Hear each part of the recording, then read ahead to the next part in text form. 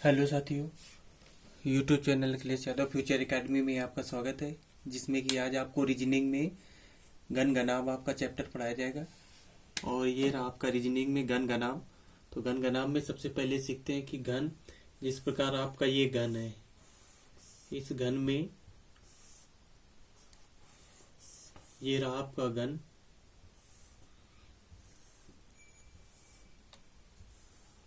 तो इसमें क्या बताया गया है कि इसमें सतह कितनी होती हैं। तो यहाँ पर बात करते हैं सतह सतह होती हैं 6। अगर बात करते हैं किनारे कितने होते हैं, जिसको कहते हैं कोने, कोने कितने होते हैं, कोने कोने होते हैं 8। और किनारे कितने होते हैं, किनारे, तो किनारे होते हैं यहाँ पर 12। तो यहाँ पर बात करते हैं 8, एक ये और एक ये, एक ये और एक ये, तो कितने होते हैं, कोने 8 होते हैं और सतह 6 होती हैं, किनारे होते हैं 12। तो यहाँ पर जैसे क्वेश्चन आपको दे दिया जाए कि 125, पहले कुछ सूत्र आप देख लो। यहाँ पर जैसे n की वैल्यू पूछ ले कि n बराबर क्या होता है, तो n बराबर होता है बड़े घन की संख्या। क्या होता है, n बराबर बड़े घन की संख्या। n बराबर क्या होता है, बड़े घन की संख्या बटे छोटे घन की संख्या। छोटे घन की संख्या क्या होता है, छोटे घन की संख्या। एक सूत्र आपका ये होता है। दूसरा सूत्र n बराबर क्या होता है, यहाँ पर जब पूछे क्यूब रूट, तो यहाँ पर होता है छोटे घन की भुजा। क्या होता है, छोटे घन की भुजा, छोटे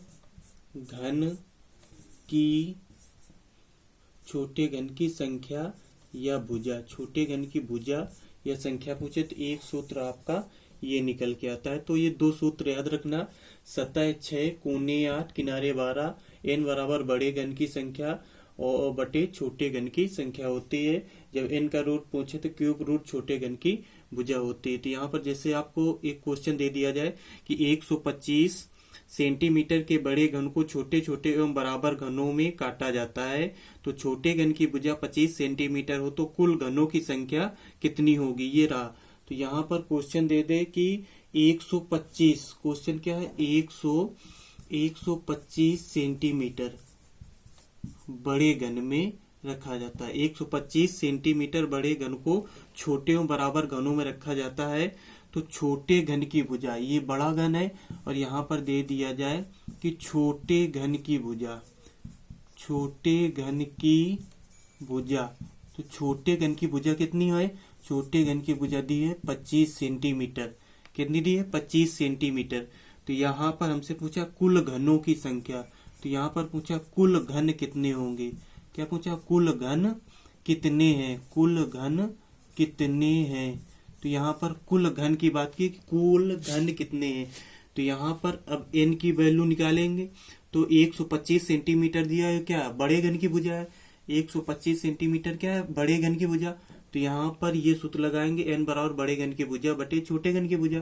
तो 125 सेंटीमीटर बड़ा हो गया, छोटा कितना दिया है 25 सेंटीमीटर, तो ये हो गया 25। तो 25 पंचे कितना होता है 125।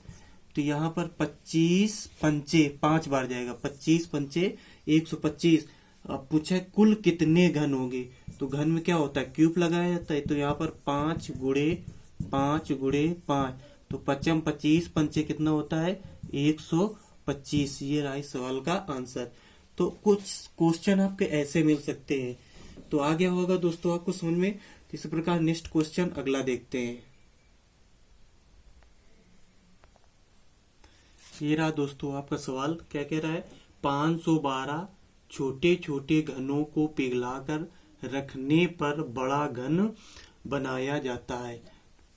तो ये रहा आपका सवाल। तो इसमें क्या करना है, 512 छोटे छोटे घनों को पिघलाकर एक बड़ा घन बनाया जाता है। तो इसमें सूत्र आपको बताया था, n बराबर क्या होता है, क्यूब रूट होता है छोटे घन की भुजा। क्या बताया था, छोटे घन की भुजा। क्या बताया था, छोटे घन की भुजा। ये भी आपको सूत्र बताया था। तो छोटे घन की भुजा, तो यहाँ पर n की वैल्यू रखेंगे और इसको क्या कर देंगे, क्यूब रूट कर देंगे, 12, 512 कितने का है, 68 64 अट्ठे 512, तो n बराबर वैल्यू क्या निकल के आ जाएगी, 8 आ जाएगी। तो अब यहाँ पर क्वेश्चन कंडीशन आपसे कई क्वेश्चन यहाँ पर पूछ सकता है। तो पहला क्या आपसे पूछ सकता है कि ऐसे घन जिसकी कोई सतह दिखाई न दे, क्या पूछे, ऐसे घन जिसकी कोई सतह दिखाई ना दे, तो इसका सूत्र होता है आपका n-2 का होल क्यूब। दूसरा आपसे क्या पूछ सकता है कि ऐसे घन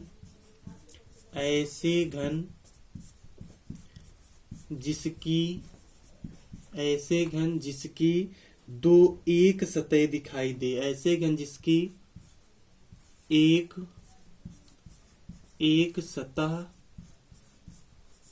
सतह दिखाई दे, तो यहाँ पर सूत्र होता है आपका दोस्तों 6n-2 का होल स्क्वायर होता है।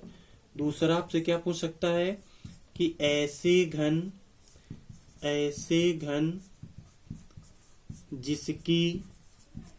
जिसकी दो सतह दिखाई दे, दो सतह दिखाई दे, तो सूत्र आपका होता है 12n-2 का n-2।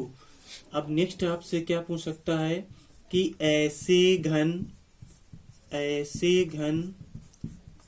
जिसकी तीन सतह दिखाई दे, तीन सतह दिखाई दे, तो उसका होता है n बराबर हमेशा आंसर 8 होता है। क्या होता है, n बराबर हमेशा आंसर 8 होता है। जब आपसे पूछे ऐसे घन जिसकी कोई सतह दिखाई ना दे, तो n की वैल्यू यहाँ पर क्या निकली, 8, तो यहाँ पर 8 रखेंगे, 8 में 2 और इसका क्यूब कर देंगे, तो 8 में 2 जाएगा, कितना बचेगा, 6, और 6 का क्यूब करेंगे तो दोस्तों कितना हो जाए, 6 36 का 216। तो ऐसे घन जिसकी कोई सतह न दिखाई दे तो कितना होता है, 216। अब यहाँ पर बात करते हैं ऐसे घन जिसकी एक सतह दिखाई दे। जब कहते हैं कि एक सतह दिखाई दे, तो यहाँ पर एक सतह का सूत्र क्या है, 6 ब्रैकेट में n-2 का होल स्क्वायर। तो यहाँ पर इसको सॉल्व करेंगे तो ये हो जाएगा 6, क्या हो जाएगा 6। इसके बाद n की जगह पर 8 रखेंगे, -2 का होल स्क्वायर। अब इसको 8 में यहाँ पर घटा देते हैं तो ये कितना होता है, तो जब इसको घटाएंगे तो ये आपका बन जाएगा 6, और इधर कितना होगा, 8 में 2 गया 6, 6 का वर्ग करेंगे कितना होता है, 36, 36 6 का होता है आपका 216। तो दूसरे का इसका आंसर कितना हो जाएगा, 216। अब यहाँ पर ऐसे घन जिसकी दो सतह दिखाई दे, जिसकी दो सतह दिखाई दे, तो उसका सूत्र क्या होता है, 12n-2, जिसकी दो सतह दिखाई दे। तो यहाँ पर दो सतह का सूत्र होता है, दो सतह का होता है 12n-2। तो 12 रखेंगे, n की जगह पर 8 रखेंगे, -2, तो यहाँ पर क्या हो जाएगा, 12, 8 में 2 गया, कितना हो जाएगा 6, तो 12 6 कितना होता है, 72। ये रहा दोस्तों आपका आंसर। जब आपका पूछे ऐसे घन जिसकी एक सतह दिखाई दे, तो n-2 का होल क्यूब, ये सूत्र होता है। जब आपसे पूछे ऐसे घन जिसकी एक सतह दिखाई दे, तो होता है 6n-2 का होल स्क्वायर, ये सूत्र होता है। जब आपसे पूछे ऐसे घन जिसकी दो सतह दिखाई दे, तो होता है 12n-2। जब कहते ऐसे घन जिसकी तीन सतह दिखाई दे, तो n बराबर 8, बस उसमें वैल्यू रख देना है आंसर। तो पहले का आंसर 216, जब दो सतह दिखाई देंगी तो 216, जब एक सतह दिखाएगी 216, जब दो सतह दिखाई देंगी तो इसका आंसर आया है 72। जब पूछेगा ऐसे घन जिसकी तीन सतह दिखाई दे, तो हमेशा आंसर रहेगा आपका 8। एक आपका ये नेक्स्ट क्वेश्चन है, किसी में अगर पूछ